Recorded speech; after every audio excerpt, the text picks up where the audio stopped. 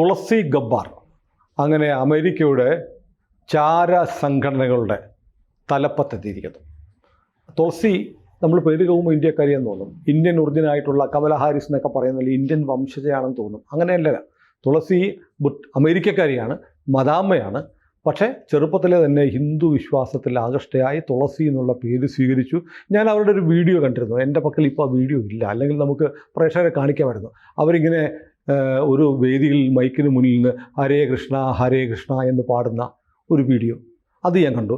പിന്നൊരിക്കൽ മറ്റൊരു വീഡിയോ കണ്ടത് ഇവരെയാണ് രഹസ്യാന്വേഷണ ഏജൻസികളുടെ തലപ്പത്ത് ട്രംപ് നിയമിക്കാൻ പോകുന്നതെന്ന് അറിഞ്ഞപ്പോൾ ചില ആളുകൾ പ്രതിഷേധമായിട്ട് വന്നു. ഇന്ത്യക്കാർക്കെതിരെ ചെറിയൊരു പ്രശ്നം അവിടെ ഉണ്ടായല്ലോ. അപ്പോൾ ഇവർ പറഞ്ഞു അതിൻ്റെ വിശദീകരണം അവർ പറഞ്ഞു, ഞാൻ പുട്ടിൻ്റെ ആളാണെന്ന് പറയുന്നവരുണ്ട്, ഞാൻ മോഡിയുടെ ആളാണെന്ന് പറയുന്നുണ്ട്. അതിൻ്റെ ഇവരുടെ പ്രശ്നം എന്താണെന്നറിയോ? ഞാൻ അവരുടെ ആളായില്ല എന്നുള്ളതാണ്. അവർ അഭിമാനത്തോടെ പറഞ്ഞു ഞാനൊരു ഹിന്ദുവാണ് എന്ന് പറഞ്ഞു. ഇന്ത്യയിൽ ജനിക്കാത്ത, ഇന്ത്യൻ വംശജയല്ലാത്ത അമേരിക്കൻ ഹിന്ദുവാണ് തുളസി ഗബ്ബാർ. പിന്നെ എനിക്ക് കൗതുകരമായിട്ട് തോന്നിയ ഒന്ന്, അവർ ഇതിനു മുമ്പ് ഒരിക്കലും ഒരു രഹസ്യാന്വേഷണ സംഘടന പ്രവർത്തിച്ച പാരമ്പര്യമില്ല. അങ്ങനെ തുളസി ഗബ്ബാർ എന്ന് പറയുന്ന, ഹരേ കൃഷ്ണ എന്ന് പറയുന്ന, ഹിന്ദുവാണെന്ന് പറയുന്നതിൽ അഭിമാനിക്കുന്ന മോദിയും പുട്ടിനുമായിട്ട് എനിക്ക് ബന്ധമുണ്ടെങ്കിൽ എന്താ ഇത്ര കുഴപ്പമെന്ന് ചോദിക്കുന്ന, എന്തിന് റഷ്യ ഉക്രൈനെ നേരെ നടത്തുന്ന ആക്രമണത്തെ പോലും മുമ്പ് ന്യായീകരിച്ച പാരമ്പര്യമുള്ള ഒരാൾ അമേരിക്കയുടെ രഹസ്യാന്വേഷണ വിഭാഗങ്ങളുടെ തലപ്പത്ത് വരുന്നു എന്നുള്ളത് വല്ലാത്ത കൗതുകമുള്ളൊരു വാർത്തയാണ്. ഇന്ത്യക്കാരായ നമുക്ക്, ഇന്ത്യൻ വംശജ എന്നല്ല, ഒരു ഹിന്ദുവാണ് അമേരിക്കയിലെ വളരെ തന്ത്രപ്രധാനമായ ഒരു സീറ്റിൽ വരുന്നത് എന്നത് അഭിമാനകരമാണ്. മോദി ഇന്നലെ അമേരിക്കയിൽ ചെന്നിട്ട് ആദ്യം കണ്ടത് തുളസി ഗബ്ബാറിനെയാണ്. തുളസി ഗബ്ബാറും മോദിയും കൂടെ കൈ കൊടുത്ത് നിൽക്കുന്ന ഒരു ചിത്രം കണ്ടു. അതെ, അവർ കുറേ നേരം സംസാരിക്കുകയൊക്കെ ചെയ്തു. അവർക്കൊരു ഹിന്ദുവിനെ കാണുമ്പോൾ ഒരു സന്തോഷം ഉണ്ടാവുമല്ലോ. കാരണം അവർ ഹിന്ദു ആയതുകൊണ്ട് ഈ ഡയറക്ടർ ഓഫ് നാഷണൽ ഇന്റലിജൻസ് ആകരുത് എന്ന് പല റിപ്പബ്ലിക്കൻസിന് തന്നെ ട്രംപിന്റെ പാർട്ടിക്കാരിൽ ചിലർക്ക് തോന്നലുണ്ടായിരുന്നു. അതുകൊണ്ട് വിചാരണ ഒക്കെ നേരിടേണ്ടി വന്നു. അവരുടെ മുമ്പിലാണ് ഈ പലരുടെയും പാവയാണ് എന്ന് പറയുന്നു. ഒരേ സമയം ഞാൻ എങ്ങനെയാണ് 5 പേരുടെ പാവയാവുന്നത് എന്നവർ ചോദിച്ചത്. ഇപ്പൊ കാഷ് പട്ടേലിനും ഈ പ്രശ്നം നേരിടുന്നുണ്ട്. അദ്ദേഹം FBI ഡയറക്ടറായി വരുന്നത്. അദ്ദേഹത്തിനും ഈ ഒരു വിചാരണ വരുന്നുണ്ട്. അദ്ദേഹം പോയി വിശദീകരിക്കണം. അദ്ദേഹവും പറഞ്ഞു ജയ് ശ്രീകൃഷ്ണ എന്ന് പറഞ്ഞു. അതൊക്കെ ഉണ്ട്.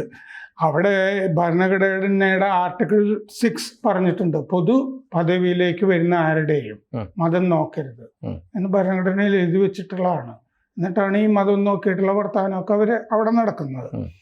ഈ മോദി അവർ നേരത്തെ കണ്ടിട്ടുണ്ട്. തുളസി ആ രാജ്യാന്തര യോഗാ ദിനം കൊണ്ടാടിയല്ലോ അമേരിക്കയിൽ. ഒരു മോദി ഫാനാണ്. ഒരു മോദി ഫാനാണ്.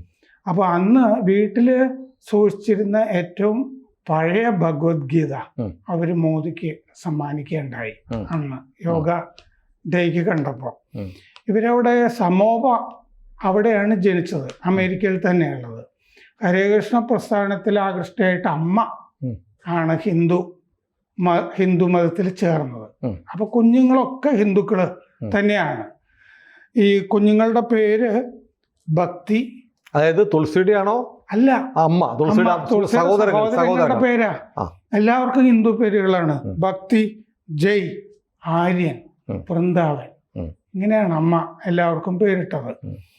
അപ്പോൾ ഇവര് 2012 സത്യപ്രതിജ്ഞ ചെയ്തപ്പോൾ, ഇത് മുമ്പ് ഡെമോക്രാറ്റ് ആയിരുന്നു അവർ. 2022 രാജിവെച്ച് റിപ്പബ്ലിക്കൻ ആവുന്നത് അവർ.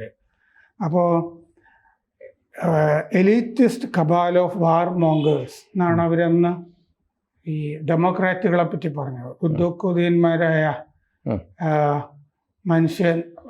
ശവന്തീനികൾ എന്ന് പറയാം എന്നാണ് പറഞ്ഞത്. 2012 സത്യപ്രതിജ്ഞ ചെയ്തപ്പോൾ, ഈ സെനറ്റ് അംഗമായിട്ട് സത്യപ്രതിജ്ഞ ചെയ്യുമ്പോൾ ഭഗവത്ഗീതയിൽ തൊട്ടാണ് സത്യപ്രതിജ്ഞ ചെയ്തത്. ഈ എപ്പോഴും ഉള്ളിൽ ഈ ശാന്തി ഉണ്ടാകാനായിട്ട് ഇറാഖിൽ ഇവര് ഈ പട്ടാളക്കാരിയായിട്ട് പോയിരുന്നു. അന്ന് യുദ്ധരംഗത്ത് കഴിയുമ്പോഴും എനിക്ക് പ്രചോദനമായിരുന്ന ഗീതയാണ് എന്നവർ പറഞ്ഞിട്ടുണ്ട്. സംഘർഷഭൂമിയിലും എനിക്ക് ശാന്തി നൽകിയത് ഗീതയാണ്, ശാന്തിയുടെ പ്രചോദനം ഗീതയാണ് എന്ന് പറഞ്ഞിട്ടുണ്ട്. മരണം മുന്നിൽ കാണുമ്പോഴും ഗീതയായിരുന്നു എന്നെ നിലനിർത്തിയത്, ഭഗവത്ഗീതയാണ് എന്നവർ പറഞ്ഞിട്ടുണ്ട്. 2017 അവർ സത്യപ്രതിജ്ഞ ചെയ്യുന്നത് ഭഗവത്ഗീത തൊട്ടിട്ടാണ്. ജന്മാഷ്ടമി വരുമ്പോഴൊക്കെ ഇവർ ആശംസ എല്ലാവർക്കും നേരാറുണ്ട്. അത്രമാത്രം വൈഷ്ണവ ഹിന്ദു ആണവർ. ഈ ഹരികൃഷ്ണ പ്രസ്ഥാനത്തിൻ്റെ പശ്ചാത്തലമൊക്കെ ഉള്ളതുകൊണ്ട്. 2000 ഹാവായിൽ നിന്നുള്ള സെനറ്ററാണവർ. 43 വയസ്സാണ് അവർക്ക്. 2022 ഒക്ടോബർ 11 ഡെമോക്രാറ്റ് ഈ മറ്റേ സോറോസ് ഈ പ്രശ്നമൊക്കെ ഉള്ളതുകൊണ്ടാണ്, ഡീപ് സ്റ്റേറ്റ് ആണ് എന്ന് മനസ്സിലാക്കിയിട്ടാണ് അവർ വിടുന്നത്. ഈ ഹവായ് ആർമി നാഷണൽ ഗാർഡിൻ്റെ സോൾജിയറായിട്ടാണ് ഇറാഖിൽ പോയിരുന്നത്.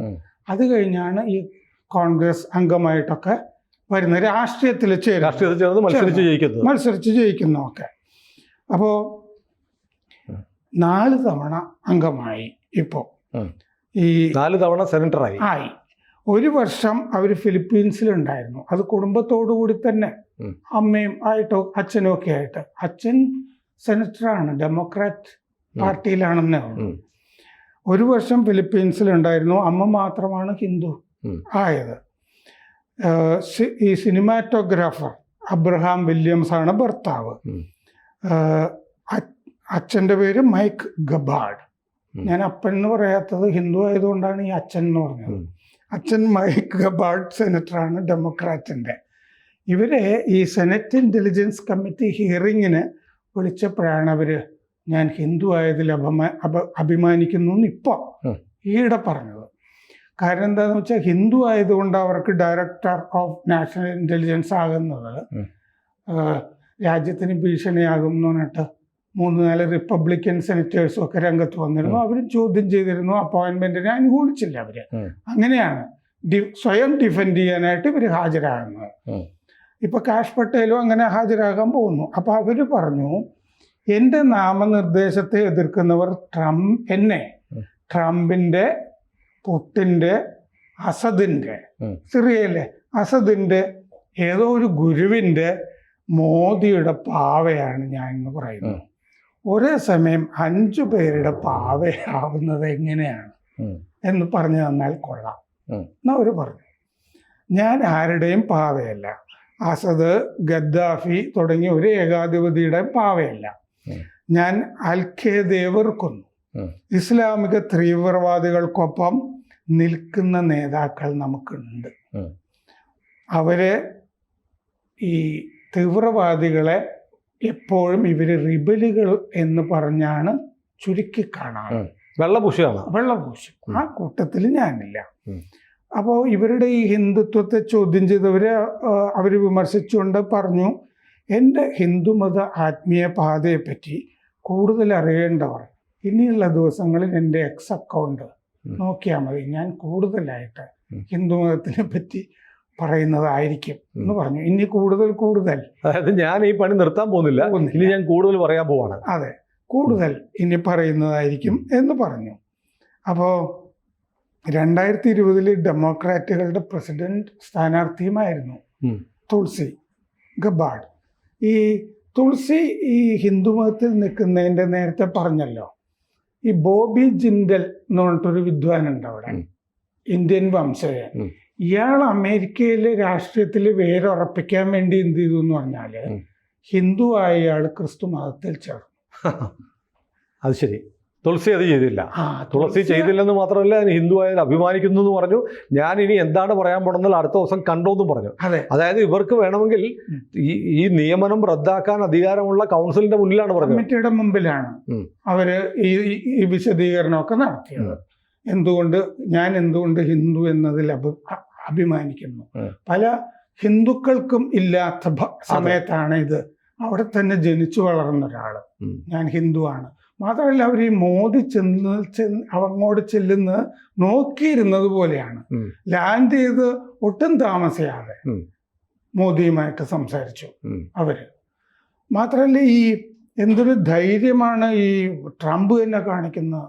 കുറെ ഹിന്ദുക്കളെ എടുത്ത് ഇപ്പോൾ വിവേക് രാമസ്വാമിയുണ്ട്, പിന്നെ ഇപ്പോ കാഷ് പട്ടേൽ ഗവർണർ മത്സരിക്കാൻ പറഞ്ഞിരിക്കുക. അതെ, അങ്ങനെ ഉള്ള ആളുകളൊക്കെ എടുത്ത് വെക്കുന്നുണ്ട്. അല്ല, ഹിന്ദുക്കളെ വിശ്വസിക്കാം, അതുകൊണ്ടാണ്. അതാണ് മാത്രമല്ല അവര് ഈ ഇസ്ലാമിക തീവ്രവാദത്തിന്റെ കൂടെ എന്തായാലും നിൽക്കില്ല. അത് ട്രംപിന് നന്നായിട്ട് അറിയുകയും ചെയ്യും. ഒരു വലിയ വ്യവസായിയെ കുറിച്ച് കേട്ടിട്ടുണ്ട്, ഹിന്ദു അല്ലാത്തൊരു വ്യവസായി. അദ്ദേഹത്തെക്കുറിച്ച് പറഞ്ഞു കേട്ടത് അദ്ദേഹത്തിൻ്റെ ഒരു ടീമിലുള്ള ഒരാൾ പറഞ്ഞാണ്.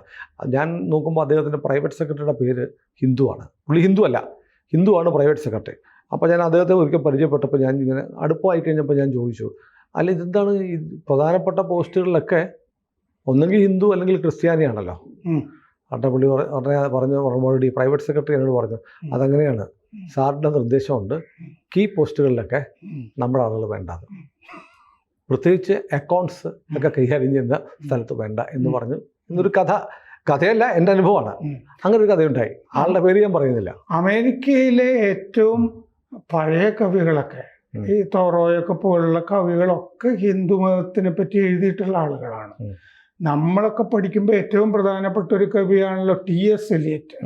ടി.എസ്. എലിയറ്റിന്റെ വേസ്റ്റ് ലാൻഡ്, ഭൂമി എന്ന് പറഞ്ഞ് അയ്യപ്പ പണിക്കർ പരിഭാഷ ചെയ്തിട്ടുണ്ടെന്ന് തോന്നുന്നു. അദ്ദേഹത്തിന്റെ വേസ്റ്റ് ലാൻഡ് അവസാനിക്കുന്നത് തന്നെ ഉപനിഷത്തിന്റെ വാചകങ്ങളിൽ നിന്നാണ്. ദത്ത ദയധ്വം രമ്യത ഓം ശാന്തി ശാന്തി ശാന്തി എന്ന് പറഞ്ഞാണ്. ഹിന്ദുമതത്തിനെ മനസ്സിലാക്കിയിട്ടുള്ള എത്രയോ എഴുത്തുകാർ അമേരിക്കയിലുണ്ടായിരുന്നു. ഏതായാലും തുളസി ഗബ്ബാർഡ് അമേരിക്കയുടെ രാജ്യസുരക്ഷ ഉറപ്പാക്കാൻ, അമേരിക്കയുടെ താല്പര്യങ്ങൾ ഉറപ്പാക്കാൻ ആവും വിധം ചെയ്യും. അപ്പോഴും അവരുടെ മനസ്സിൽ ഹിന്ദു മതത്തിൻ്റെ പേര് ഇന്ത്യയിലാണ് എന്നുള്ള ഓർമ്മ ബാക്കി നിൽക്കുന്നുണ്ടാവും. കൂടുതൽ വാർത്തകളും വിശേഷങ്ങളും നിങ്ങളിലേക്ക് എത്താൻ ABC മലയാളം സബ്സ്ക്രൈബ് ചെയ്യുക, ബെൽ ബട്ടണും അമർത്തുക.